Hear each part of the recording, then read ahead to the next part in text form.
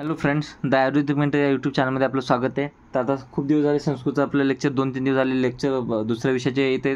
तर आपण संस्कृतच्या लेक्चरवर थोडंसं दुर्लक्ष झालं. तर असं काही नाही, आता आपण संस्कृतची सिरीज कंटिन्यू करणार आहोत. तर आता आपलं संहिता अध्ययन तर निपटलेलं आहे, पदार्थाचा पेपर 1 निपटलेला आहे, क्रियाशारीचा पण पेपर 1, फक्त एंडोक्रायनॉलॉजी राहिलं त्याचा पण पेपर 1 निपटलेला आहे. आता आपण नाही का जे संस्कृत आहे, संस्कृतचा पेपर 1 निपटून टाकू आणि रचनाशारीचा पण भरपूर टॉपिक्स झालेले आहेत. तर आता पहिल्यांदा आपण हे करू, समास बघू. आता आपला लास्ट टॉपिकमध्ये आपण अव्ययभाव समास बघितला होता. अव्ययभाव समासाचे मी तुम्हाला खूप सारे एक्झाम्पल केले होते. आपण संधी वगैरे बघितला होता, संधी पण बघितलं झालं, आपल्या संज्ञा प्रकरण बघितलं, आपण कारक प्रकरण बघितलं, नंतर आपण हे पण बघितलं, संस्कृत वर्णनाम परिचय बघितला, अजून त्याच्यानंतर उच्चार स्थान वगैरे ते सर्व टॉपिक बघितले, संज्ञा प्रकरण बघितलं. तर आपलं भरपूर सिलेबस आपण कव्हर केलेला आहे. आता फक्त समास जो इम्पॉर्टंट टॉपिक आहे समास राहिला, नंतर आपलं काय राहिलं, धातुरूपानी, शब्दरूपानी आणि थोडेसे अजून टॉपिक राहिले. तर आपण यामध्ये उपसर्ग अव्यय जेवढे इम्पॉर्टंट टॉपिक जे पेपर 1 जे इम्पॉर्टंट टॉपिक येतं ते सर्व आपल्या जवळपास घेतणं झालेले येतं. एकदा आपण नाही का आपला समास झाला, समास झाला, थोडी त्याचे एक्झाम्पल प्रॅक्टिस करून घेऊन टाकतो तुमचे मी. जसं अव्ययभाव समासामध्ये तुमचे मी एक्झाम्पल प्रॅक्टिस केले तर का तुम्ही तेवढे जर का व्यवस्थित वाचून घेतले तर तुम्हाला एक पॅटर्न समजून जाते. ठीक आहे, त्याच पद्धतीने मी आता तत्पुरुष समास शिकवतो तुम्हाला. याचे एक्झाम्पल वगैरे जे तर संधीचे पण मी तुमचे एवढी एक्झाम्पल प्रॅक्टिस करून घेईल की पेपराच्या आधी तुम्हाला सर्व गोष्टी क्लिअर होतील. पण मी आत्ताच्या आत्ता घेतले ना, तर मग ते आता तुमचं आत्ता जर का शिकवेले आणि आत्ता जर का तुम्हाला सॉल्व्ह करायला दिलं आहे हे काय म्हणतात एक्झाम्पल, तर आत्ता तर आपल्याला समजेल राहते, आपल्या गोष्टी दिमागात राहतात, तर आपल्याला इझिली समजून शकते. पण जर का हेच जर का आपण समजा 4-5 दिवसानं सर्व सिलेबस झाल्यावर जर का आपण रिकॉल करायचं पाहिलं तर थोडं अवघड राहते. तर म्हणून नाही का आपण आत्ता शिकून घेऊ, नंतर त्या टाईमला काय होते म्हणजे आपलं थिअरी पण रिवाईज होते आणि त्याच्यावर प्रॅक्टिस पण होऊन जाते. ठीक आहे, तर आपण सर्व गोष्टीचे आपण एक्झाम्पल पण घेणार आहोत. पहिल्यांदा थेअरी बघून घेऊ, तत्पुरुष समासची थेअरी, याच्यात पण एक्झाम्पल येतं, पण आपण खूप सारे एक्झाम्पल प्रॅक्टिस करू म्हणजे तुमचा कॉन्फिडन्स येऊन जाते. ठीक आहे, म्हणजे तुम्हाला संधी समासमध्ये काही डाऊट येणार नाही. 15 मार्काचा वेटेज आहे. संधी समासच तुम्हाला नंतर सेकंड पेपरमध्ये अन्वय वगैरेमध्ये पण कामी पडणार आहे. तुमचं इथं कवर झालं म्हणजे मी प्रत्येक श्लोकमध्ये तुम्हाला ॲनालिसिस करून सांगतो की तुम्ही अन्वय कसा लिहू शकता. ठीक आहे, तर आपण बघू तत्पुरुष समास. तत्पुरुष समासचे दोन प्रकार पडतात, समानाधिकरण आणि व्याधिकरण. ठीक आहे, समानाधिकरण म्हणजे काय, जे हे तत्पुरुष समास म्हणजे काय राहते. तत्पुरुष समास आधी आपण अव्ययभाव समास बघितला. अव्ययभाव समासामध्ये काय राहते, ते पूर्वपद राहते ते प्रधान राहते. आता तत्पुरुष समास म्हणजे काय राहते, ते उत्तरपद राहते ते प्रधान राहते. कोणतं पद राहते, उत्तरपद जे राहते ते प्रधान राहते. ठीक आहे, नंतर येते समानाधिकरणमध्ये काय ते 5 प्रकार पडतात. येथे कर्मधारय, नंतर येते द्विगु, नय तत्पुरुष समास, उपपद तत्पुरुष समास आणि प्रादि तत्पुरुष समास. आणि व्याधिकरण व्याधिकरण तत्पुरुष समासमध्ये 6 पाठ पडतात. प्रथमा म्हणजे याला काय म्हणतात, याला म्हणतात विभक्ती पण म्हणतात, विभक्ती तत्पुरुष समास पण म्हणतात. येथे प्रथमा, द्वितीया, तृतीया, चतुर्थी, पंचमी, षष्टी आणि सप्तमी. ठीक आहे, जास्त करून प्रथमा जी आहे, प्रथमा ती व्याधिकरणमध्ये समानाधिकरणमध्ये प्रथमा होत असते.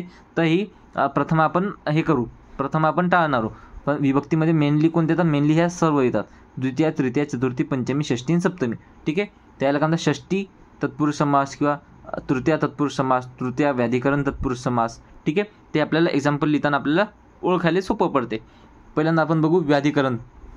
2 पाठ बघितले, कोणते, समानाधिकरण आणि व्याधिकरण. समानाधिकरणचे 5 पाठ पडतात, कर्मधारय, द्विगु, नय, उपपद आणि प्रादि.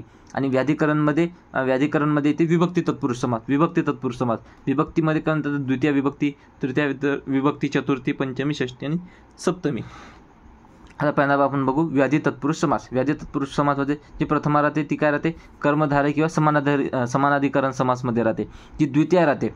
आता हा श्लोक पाठ करा. हा श्लोक काय म्हणते, द्वितीयामध्ये काय, द्वितीय कोणाकोणाची येते, श्रीत, अतीत, पतित, गत्य, अत्यस्त, म्हणजे प्रति, आपन्य हे जे शब्द येतं, हे शब्द जर का तुमच्या शेवटी आले, कोणत्या पण शब्दाच्या जर का शेवटी श्रीत, अश्रित, श्रीत, अतीत, गत, अत्यस्त, आपन्न हे शब्द जर का आले तर याला इथं कोणता होते, द्वितीय तत्पुरुष समास. म्हणजे काय, श्रीत, अतीत, पतित, गत, अत्यस्त, प्राति, आपन्य ही पदे जेव्हा उत्तरपदात असतात, ही केव्हा असतात, उत्तरपदात असतात, तेव्हा जी पूर्वपद आहे त्याची काय करायची, द्वितीय विभक्ती करायची. आता तुम्हाला समजा, आता तुम्हाला इथं वैद्य आश्रित आहे, तर श्रीत दिसत आहे तुम्हाला, श्रीत, अतीत, पतित दिसलं तर काय करायचं, हे जे पूर्वपद आहे त्याची काय करायची, द्वितीय करायची.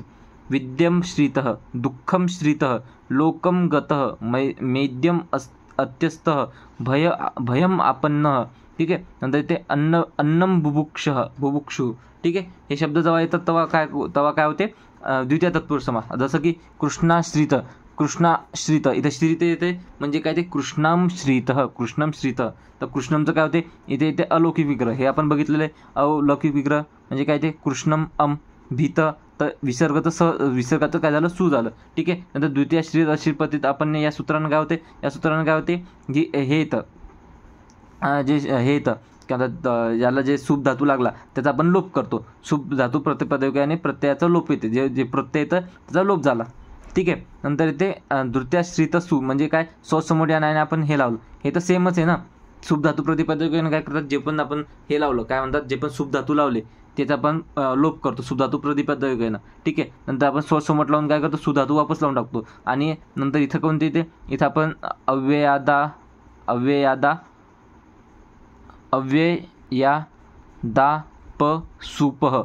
अव्ययादापसूपः या सूत्रानं आपण हे करून टाकतो, कृष्णाश्रित करून टाकतो, ठीक आहे. हे झालं आपलं काय झालं, आपला विग्रह कसा करायचा ते झालं, ठीक आहे. हे एक्झाम्पल कशाचं आहे, कृष्णाश्रितचं केलं. आता जर का इथं आता समजा वैद्यश्रित असं असतं, आता याच पद्धतीनं वैद्यश्रित आलं असतं तर आपण काय केलं असतं, वैद्यम श्रित, वैद्य श्रित सु म्हणजे अलौकिक विग्रह. तर हे जे सूत्र आहे ना, हे सूत्र तुम्ही इथं लिहायचं. हे सूत्र कुठे यायला पाहिजे, इथं लिहायला पाहिजे. म्हणजे मी तुम्हाला एकदा नाही का मी तुम्हाला एक्सप्लेन करून सांगतो. हे कसं, हे पॅटर्न मी जे लास्ट याच्यात जे पॅटर्न सांगत होतो तुम्हाला, लास्ट अव्ययभाव समासामध्ये जे पॅटर्न सांगितलं होतं, आपण त्याच पॅटर्ननं हे समजून घेणार की कसं येते, म्हणजे तुम्हाला एक समजून जाते इझिली कसं करायचं, काय करायचं. आता समजा आपण हे बघितलं, आता कोणतं बघितलं आपण बघितलं कृष्णाश्रित बघितलं. आता समजा वैद्याश्रित आपल्याला हे दिलं, त्याचं काय होईल, इथं श्रित आलं म्हणल्यावर काय येईल, वैद्यम श्रित. हे काय झालं, याचा विग्रह झाला. हा समास आहे, हा समासाचा विग्रह. जर का SCQ साठी आला तर आपल्याला फक्त एवढं लिहायला लागते. आणि श्रित आलं म्हणल्यावर हे काय येतं, द्वितीय येते. आणि यामध्ये काय येतं, श्रित आहे म्हणल्यावर हे काय येतं, याच्यामध्ये उत्तरपद प्रधान आहे म्हणल्यावर हे कोणतं आहे, तत्पुरुष समास, द्वितीय तत्पुरुष समास, ठीक आहे. द्वितीय तत्पुरुष समास एवढं लिहिलं तरी सफिशियंट आहे, ठीक आहे. पण जेव्हा आपल्याला हे LAQ जर का हाच क्वेश्चन आपल्याला LAQ आला तर ते 2 मार्कासाठी क्वेश्चन लागते. तर आपल्याला याचा सूत्र लिहून आपल्याला याचा विग्रह पण करावं लागते, याचा विग्रह सोडवावा लागते, समास सोडवावा लागते, ठीक आहे. तर याचं काय येईल, पहिल्यांदा येईल वैद्यम श्रितः. तर हे काय झाला, हा झाला लौकिक विग्रह. हा काय लौकिक विग्रह. नंतर वैद्यम श्रितः. तर वैद्याचं काय राहील, वैद्य हा होतं ना इथं, तर वैद्याचं काय राहील इथं, वैद्यम ठीक आहे. हा काय सूप धातू आहे, ठीक आहे. नंतर श्रित आणि याचं काय विसर्गाचं काय होईल, सू होईल. हे कोणतं आहे, अलौकिक विग्रह. हे आपण कोणानुसार केला, अलौकिक विग्रह कोणानुसार केला आपण, जे आपल्याला द्वितीय हे सूत्र आहे, कोणतं सूत्र आहे, द्वितीय श्रित आश्रित या सूत्रानं आपण असं डॅशमध्ये लिहून टाकायचं. या सूत्रानं आपण हे केलं, ठीक आहे. नंतर येते सूप धातू प्रतिपादकयोने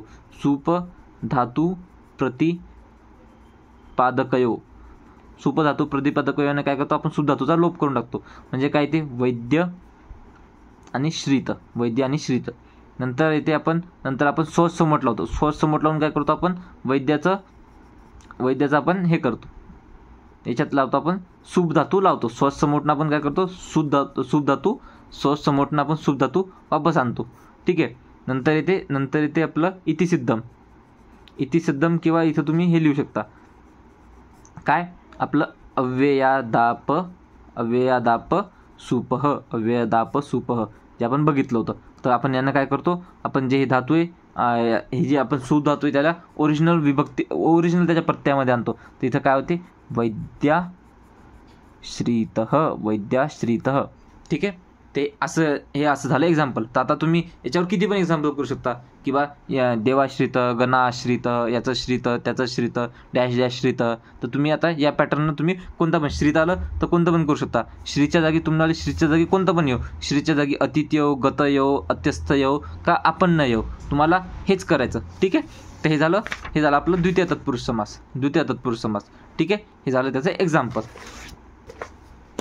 नंतर ते तृतीय तत्पुरुष समासमध्ये काय ते तृतीया तत्कृतार्थेन गुणवचनेन, म्हणजे काय ते जर उत्तर पदात अर्थशब्द आला तर तत्पुरुष म्हणजे तृतीय तत्पुरुष समास करायचा, तृतीय तत्पुरुष समास होतो.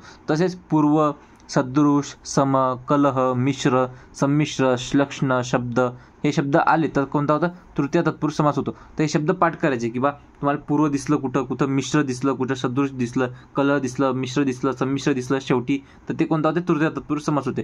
तर हे शब्द इम्पॉर्टंट येतं, हे शब्द पाठ केले की तुम्हाला समजून जाते. ठीक आहे, जसं की पूर्व आलं, मग आता पूर्व आलं तर म्हणल्यावर पूर्व शब्द कशात येते, तृतीय तत्कृतामध्ये. पूर्वमध्ये मग पूर्वचं आपल्याला काय करायचं, पूर्वचं आपल्याला करायचं तृतीया, तर पूर्वला कोणती अपेक्षा राहते, तृतीयाची, म्हणून इथं काय होते, मासेन पूर्व.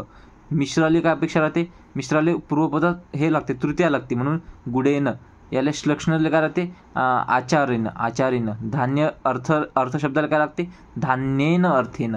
ठीक आहे, नंतर ते चतुर्थी तत्पुरुष समास. चतुर्थीतार्थ बली हित सुख रक्षिते, म्हणजे काय जर उत्तर पदात अर्थ, बली, हित, सुख, रक्षित हे शब्द आले तर चतुर्थी तत्पुरुष समास होते. आता अर्थ शब्द इथं पण आला, तिथं पण आला, तर तुम्हाला याचा अर्थ लक्षात याचं शब्दाचं काय म्हणणं ते लक्षात ठेवावं लागतं. जसं इथं रुग्णार्थ म्हणजे काय, रुग्णाय अर्थ म्हणजे रुग्णासाठी होतं ना, 60 आलं म्हणल्यावर तुझं काय होणार आहे, चतुर्थी होणार आहे. ठीक आहे, नंतर ते रुग्णाय हितम, रुग्ण सुखम म्हणजे काय, रुग्णाय सुखम. काकबली म्हणजे काय बली, भूतबली भूतेभ्यः बली. हे असं तुम्ही लक्षात ठेवा. याच्यापैकीच तुम्हाला एक एक्झाम्पल येऊन जाते. म्हणजे पंचमी काय, भय भीत भीती भीही, म्हणजे काय भय भीत भीती भी या ज्यांच्या अंती असेल जर काय होतं तिथं होतं पंचमी तत्पुरुष समास. हे काय ते रोग भयम म्हणजे काय, रोगात भयम. रोग भीती म्हणजे काय, रोगात भीती. रोग भीत म्हणजे काय, रोगात भीत. जेव्हा आणि अजून दूर, क्रूच, मुक्त, आगत, स्तोक, अंतिक या संबंधित जर का पदे येत असली कशात, उत्तर पदात, तरी काय होतं, तरी पंचमी तत्पुरुष समास होतो. ठीक आहे, आता हे जे शब्द येतं या शब्दावरून नाही का तुमचे एक्झाम्पल सांगतो की कोणते एक्झाम्पल लागतात, म्हणजे तुम्हाला अजून एक लिंक लागते, अजून कन्सेप्ट क्लिअर होते. ठीक आहे, इथं तर याचे तर एक्झाम्पल मी सांगत नाही, याचे एक्झाम्पल इथं येतं. आता याचे पण एक्झाम्पल आपण नंतर घेऊ. पण ज्याच्या पण उत्तर पदात दूर, कृच हे आलं तर कुठे काय होते, पंचमी होते म्हणल्यावर पूर्वपदाची काय करायची, पंचमी विभक्ती करायची. एवढं सिंपल आहे. जर ते षष्टी विभक्त्यंत सुबंते हे समस्यते, म्हणजे काय, वैद्यस्य वचनम म्हणजे काय, षष्टी वैद्य वचनम वैद्यस्य वचनम. सुरेश सुरानाम ईश, वैद्य सखा वैद्यस्य सखा. ठीक आहे, नंतर इथे सप्तमी शौंडे याचा अर्थ काय होते, शौंड, धूर्त, प्रवीण, उत्तर, अधि, कुशल, निपुण, सिद्ध, शुष्क, पक्व ही पदे जेव्हा उत्तर पदात येतात तेव्हा काय होते, सप्तमी तत्पुरुष समास होते. कार्य कुशल, व्यवहार धूर्त, निदान कुशल, आपत सिद्धम म्हणजे काय, इथं कुशल, धूर्त, कुशल, सिद्ध हे शब्द आले म्हणलं काय होते, ते पूर्वपद होते, त्याचं होते सप्तमी, म्हणून काय ते कार्येषु कुशल, व्यवहारे धूर्त, निदाने कुशल, आतपे सिद्धम. ठीक आहे, हे झालं सप्तमी शौंडे, हे त्याचे एक्झाम्पल झाले. नंतर ते समानाधीन तत्पुरुष समास. आता लोक आपण काय म्हटलं, व्याधिकरण तत्पुरुष समास. व्याधिकरणमध्ये आपण बघितलं तृतीया, द्वितीया, तृतीया, चतुर्थी, पंचमी, षष्टी आणि सप्तमी. प्रत्येकाचे आपण सूत्र बघितले आणि कोणते शब्द जर का उत्तर पदात असले तर कोणती आपल्याला विभक्ती होते ते समजते. ठीक आहे, तर हे इझी टॉपिक आहे, जास्त काही अवघड नाही. तुम्हाला फक्त याच्यावर प्रॅक्टिसची गरज आहे आणि ते शब्द पाठ करावे लागते. आता मी असं नाही सांगतो की बा अर्थ येतो बा त्याला काऊन पंचमी लागते, त्याला काऊन चतुर्थी किंवा तृतीया लागते, तर ते मी नाही सांगू शकणार. पण तुम्हाला एवढं समजते की बा अर्थ आला तर आपल्याला चतुर्थी किंवा तृतीया करायची. आता चतुर्थी किंवा तृतीयामध्ये कसं डिसाईड करतात, त्याचा अर्थ काय होते त्याच्यावरून डिसाईड करतात की तृतीया लावायची का चतुर्थी लावायची. ठीक आहे, नंतर ते कर्मधार आहे. नंतर काय ते समानाधीन तत्पुरुष समास. त्याच्यात पहिल्यांदा कर्मधार आहे. त्याच्यात काय राहते, याच्यात दोन्ही पदार्थ जी येतं ती समान विभक्तीत राहतात. जी पूर्वपद उत्तरपद आहे, पूर्वपद आणि जे उत्तरपद आहे, पूर्वपद आणि उत्तरपद आहे. फर्स्ट ऑफ ऑल उत्तरपद राहते प्रधान, म्हणून काय आहे, म्हणून हा तत्पुरुष समास आहे. तत्पुरुष समासमध्ये आता जर का पूर्वपद आणि उत्तरपद याची विभक्ती जर का वेगवेगळ्या असल्या तर कोणता समास राहतो, व्याधिकरण. आणि डिपेंड कोणावर करते, कोणत्या कोणती विभक्ती लावायची, जर का ही द्वितीयात असली तर द्वितीय तत्पुरुष समास, ही तृतीयात पूर्वपद तृतीयात असला तर तृतीय तत्पुरुष समास. आणि इथं कोणती विभक्ती घ्यायची ते डिपेंड कोणावर करते, उत्तरपदावर. उत्तरपदात कोणता शब्द आहे त्याच्यावर डिपेंड करते की पूर्वपदात कोणती हे करायची. ठीक आहे. आणि समानाधिकरण तत्पुरुष समासमध्ये काय ते पूर्वपद आणि उत्तरपद हे दोन्ही काय राहतात, समान विभक्तीत राहतात. समान विभक्ती म्हणजे ही प्रथमा राहिली तर ही प्रथमा, ही द्वितीय तर ही द्वितीय. ठीक आहे. यामध्ये दोन्ही समान विभक्ती असं ओळखण्याचे 4 प्रकार. याचे किती प्रकार सांगितले तर 4 प्रकार सांगितले. कशाचे, कर्मधारयाचे. ठीक आहे. नंतर विशेषण विशेष्य, पूर्वपद विशेषण तर उत्तरपद विशेष्य, म्हणजे दीर्घा वृक्ष, दीर्घा वृक्षा, नीलोत्पलम म्हणजे नीलम आणि उत्पलम. ठीक आहे. नंतर ते विशेष्य विशेषण म्हणजे पूर्वपद विशेष्य तर उत्तरपद विशेषण, जसं काय नर शार्दूल, नर शार्दूल याचं काय ते इवह लागते. ठीक आहे, ते लक्षात ठेवायचं. नंतर ते उपमान पूर्वपद, उपमान पूर्वपद म्हणजे काय, वज्र कठोरम, वज्रम इव कठोरम, कुसुमा इव कोमलम. ठीक आहे. उपमान उत्तर म्हणजे काय, उपमान उत्तर, उपमान म्हणजे उपमान हे म्हणजे उपमा आणि उपमान राहते. जे उपमान जर का पूर्वपदामध्ये असलं, उपमा जी आहे ती पूर्वपदात जर का असली म्हणजे काय, वज्रासारखे कठोर, कुसुमासारखे कोमल, सारखे. उपमा दिली आहे कशासारखी, वज्रासारखी. हा एक कसं कठोर, तर मग पूर्वपद जर का उपमान असलं तर हे येते काय येते, उपमान पूर्वपद. आणि जर का हे असलं काय म्हणतात, नंतर जर का उत्तरपदात जर का उमान असं, मुख कमला म्हणजे मुख कशासारखे, कमलासारखे आहेत, तर इथं इवम नंतर लागते आणि इथं इवम मधात लागते. ठीक आहे. उपमान पूर्वपद असलं तर पूर्व घ्यायचं आणि इवम जर का उपमान उत्तर असलं तर उपमान उत्तरपदात घ्यायचं. ठीक आहे. तर हे लक्षात ठेवायचं. नंतर इथे द्विगु समास, द्विगु समासामध्ये काय ते पूर्वपद नेहमी संख्यावाचक राहते, हे लक्षात घ्यायचं इम्पॉर्टंट. द्विगु समासमध्ये काय ते संख्यावाचक, जे पूर्वपद आहे त्या संख्या दिसतील तुम्हाला, पंचकर्म, पंच, त्रि, नव, हे जे जिथं पण तुम्हाला संख्या दिसते पूर्वपदामध्ये ते या संख्या पूर्व द्विगु शेवटी समाहार लिहिलेला असते. पण याला एक अपवाद आहे. याला जर का नदीभिष्ट सूत्र अपवाद आहे. जर का इथं पंच आहे, इथं जसं आपल्याला इथे पंचगंगम एक शब्द येते, पंचगंगम. आता आपण जर का हे पाहिलं तर जर का आपल्याला संख्या पहिल्यांदा दिसते तर आपण काय इथं काय करणार आहोत, आपण द्विगु समास करू. पण नदीभिष्ट सूत्र काय म्हणते, जर का उत्तरपदात जर का नदीसूचक जर का शब्द आले असतील, नदीसूचक शब्द आले असतील तर तिथं कोणता समास होतो, तिथं अव्ययभाव समास होतो, ना की तत्पुरुष समास होतो. ठीक आहे. ते हे झालेलं आहे, हे आपल्याला लक्षात घ्यायचं. ठीक आहे. आणि याचं विग्रह काय होते, पंचानाम कर्मानाम समाहार, त्रयानाम फलानाम समाहार, नवानाम रात्रीनाम समाहार. ठीक आहे. ते समजून घ्यायचं. याच्यात काय ते षष्ठी बहुवचनात येतात. जे पण विग्रह येतात ते विग्रह कशात येतात, षष्ठी बहुवचनात. जर का द्विगु समासाचे तर हे फिक्स आहे, कशात करायचे, षष्ठी बहुवचनातच करायचे. ठीक आहे. तर फिक्स आहे. याच्यात द्विगु समास जर का तुम्हाला संख्या दिसली, पंचकर्म दिसलं, संख्या दिसली तर त्याचं वचन कशात येईल, षष्ठी बहुवचना काय, पंचानाम कर्माना आणि शेवटी समाहार लावून टाकायचा, कारण की दोन्ही समान येतं. ठीक आहे. हे झालं. नंतर येते नय तत्पुरुष समास एकदम इझी.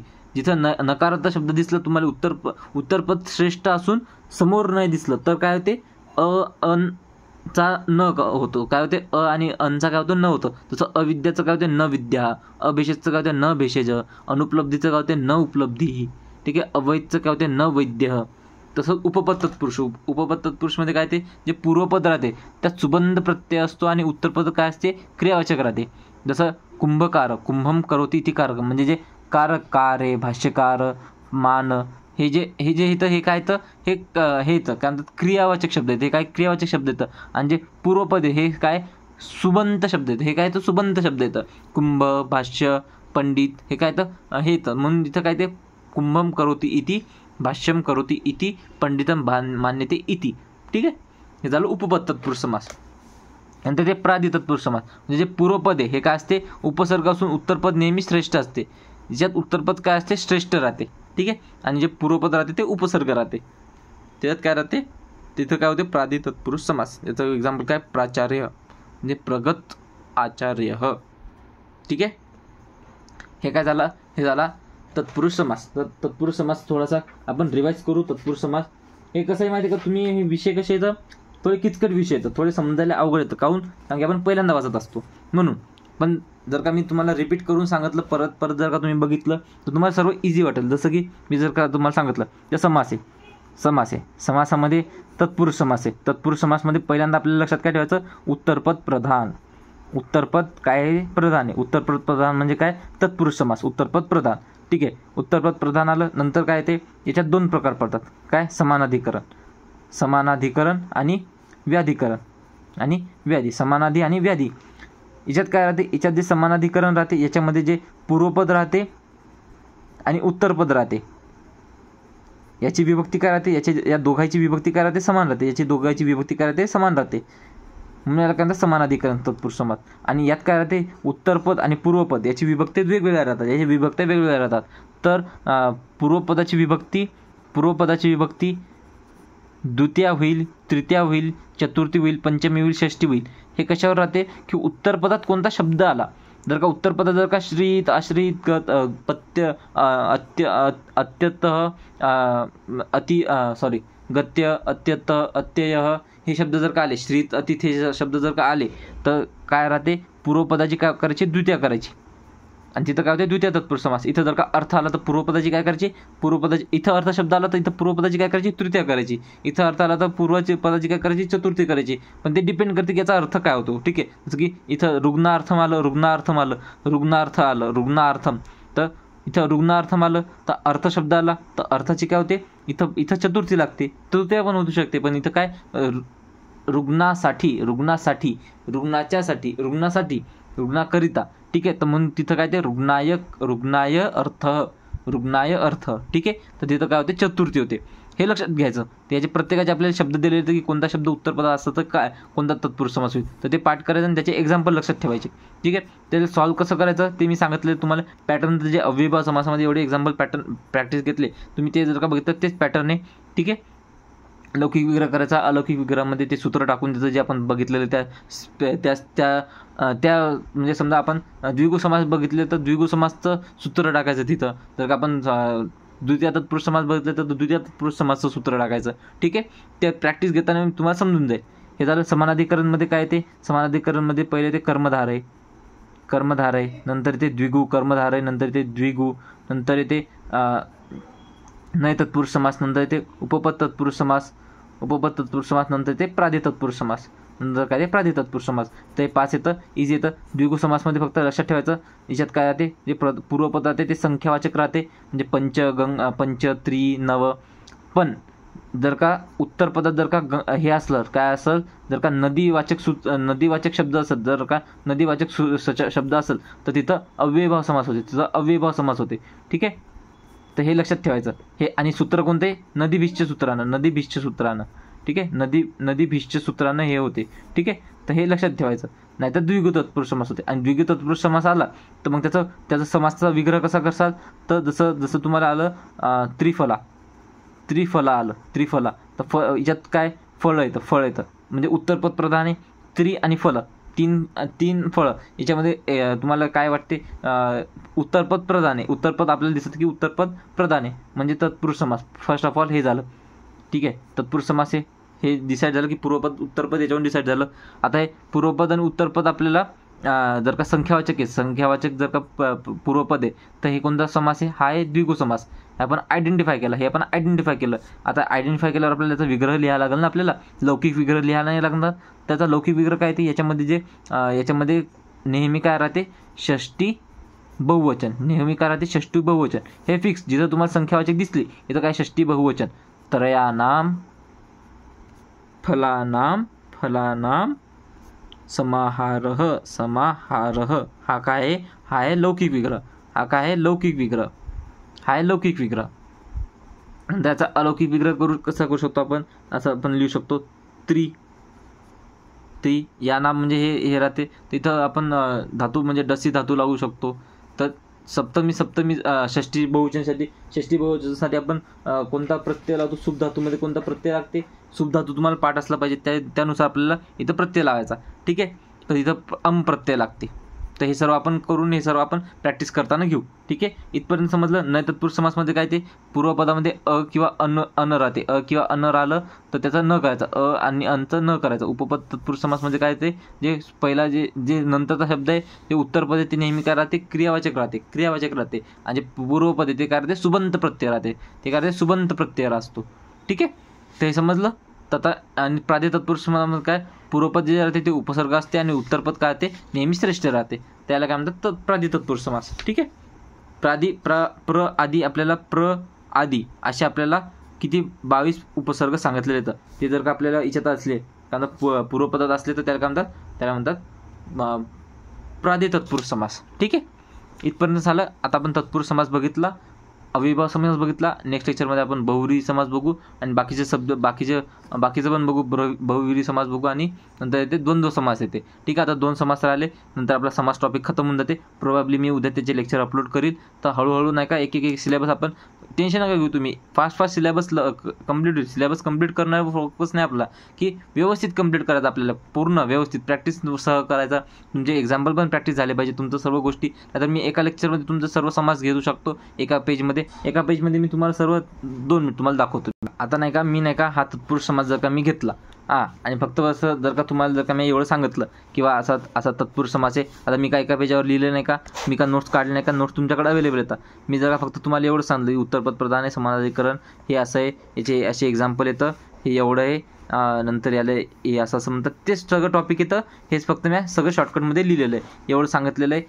याच्यात डिफरन्स काय, याच्यात नाही का क्वेश्चन प्रॅक्टिस केलेली नाही. याच्यात आपल्याला क्वेश्चन कसे तर एक्झाम्पल सांगितलेले नाहीत.